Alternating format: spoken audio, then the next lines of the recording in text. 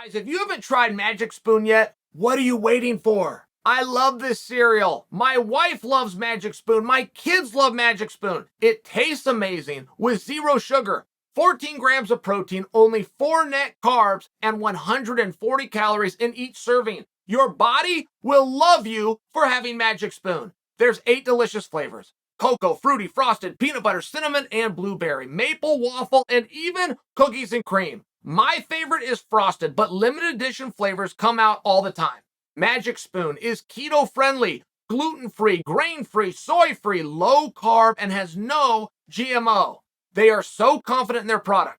It's backed with a 100% happiness guarantee. That means if you don't like it for any reason, they will refund your money, no questions asked.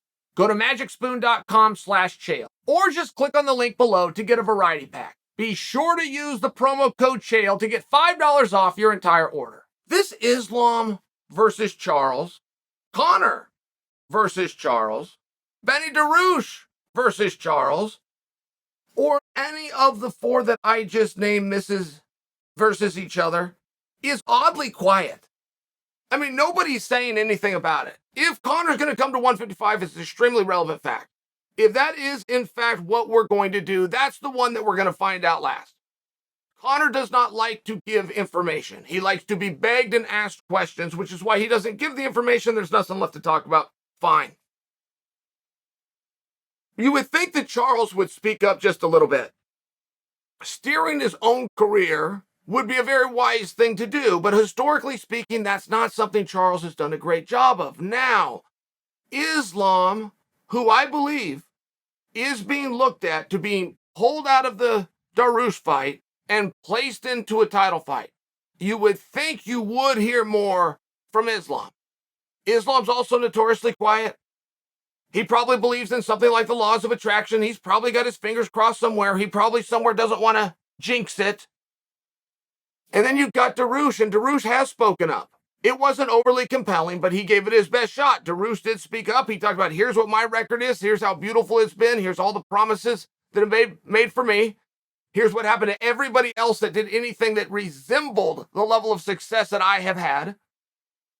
I thought it was fair. I thought it was very wise. There was nothing wrong with DeRouche saying, hey, I'm not the one just standing over here. The problem that DeRouche has, and the whole reason we ended up in this musical chairs of who's going to be next for Charles in the first place, is because of a rumor put out by DeRouche himself that says he's not ready to fight. If that is a misquote or a misstatement, then good for Charles, good for Benny for setting that record straight, but he hasn't done that yet, so I don't think that he is eligible. And I think that it does appear to be what's going to happen with Islam and what's going to be happening with Oliveira. But the people talking, like Gilbert Burns comes to mind. Right before I started speaking to you guys, I was reading a piece that Gilbert Burns did talking about the very specific fight of Charles Oliveira versus Islam Makhachev. And Burns took the side of Oliveira, said he hits too hard. His punches are just too good. The jiu-jitsu's too clean, it's too clever, but we're never going to have to get there in the first place. He's going to end it with his hands. Fine, he might be right, he might not be right, but that's a very meaningful character in the possible players of the sport of mixed martial arts who has earned the right to an opinion, and he's offered his. I offered to you guys mine, which is I'm not down to an X's and O's in who could beat one or the other, but I do find it very fascinating if we have a chance to bring in high-level jiu-jitsu against high-level sambo. For me, that's interesting. And I do know that the jiu-jitsu community as a community has been very scared to do that. I don't know why. I think jiu-jitsu wins. I don't think sambo's real. I never have. I think there's a reason that you can't get a scholarship in sambo. I think there's a reason if you go and attend an Olympic Games, they're not going to have a sambo village. I don't think it's very real, but we got a part of the world headlined by Khabib and a whole bunch of badasses out of Dagestan that say that I'm wrong. And I do acknowledge that the jiu-jitsu community is very scared to find that out. I can remember the first Abu Dhabi that I attended. It was in 2001, and it was in actual Abu Dhabi. It was nothing but a group of jiu-jitsu guys.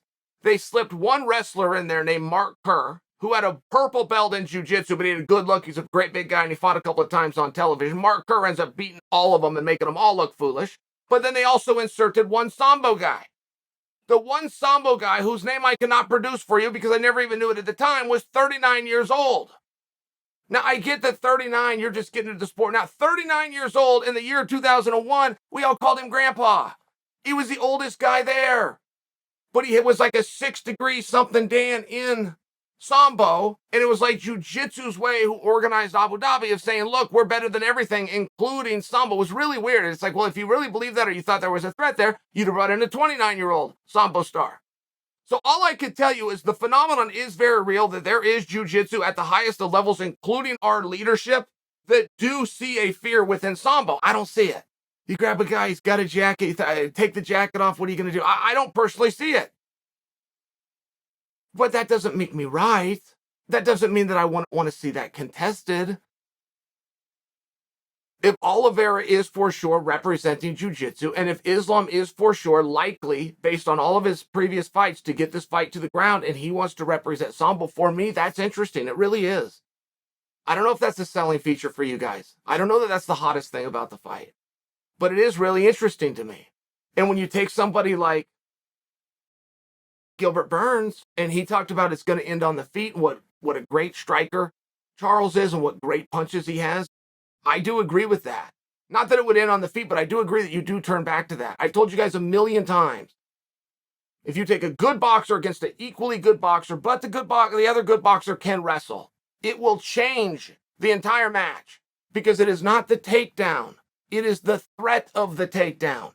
Psychologically knowing your opponent has a weapon that you're not sure you can match. I mean, it's the art of war 101. If you ever want to back an opponent down, you need to make him believe that you have a weapon that he cannot match. And it's an interesting thing. And if Charles was good enough with the takedown defense, if he could make Islam truly believe, don't waste the energy taking me down because you're not going to get me there. I'm too good with the defense. That would change the fight. It would change the realm of the fight if he could get that done. But what Gilbert Burns is saying, forget about the grappling and forget about whether we respect Sambo too much or forget about whether Jiu-Jitsu is dominant. It's going to be stopped right here on the feet. That's compelling to me. That's a compelling match. I don't know why we're not hearing from these guys. I don't know why I'm the only guy talking about it, and then representatives of Islam talk about the fight. Representatives of Charles talk about the fight. I don't hear Charles talking about the fight. I don't hear Islam talking about the fight. I hear Benny speaking up saying, you better not do that fight because I'm promised my fight with you, Islam, which I plan to win to get me into the fight with Charles. I don't know. It's not quite enough. And maybe when they all get done screaming, maybe one of the hesitations that they have, why they don't want to be heard, why they don't want to put those aces on the tables, is they're afraid that Conor's going to swoop in and take it all away anyway. It's a little bit of a perplexing spot at 155 pounds. But there's a job opening. If you're going to apply for the job, fill out your resume, raise your hand, and speak the hell up.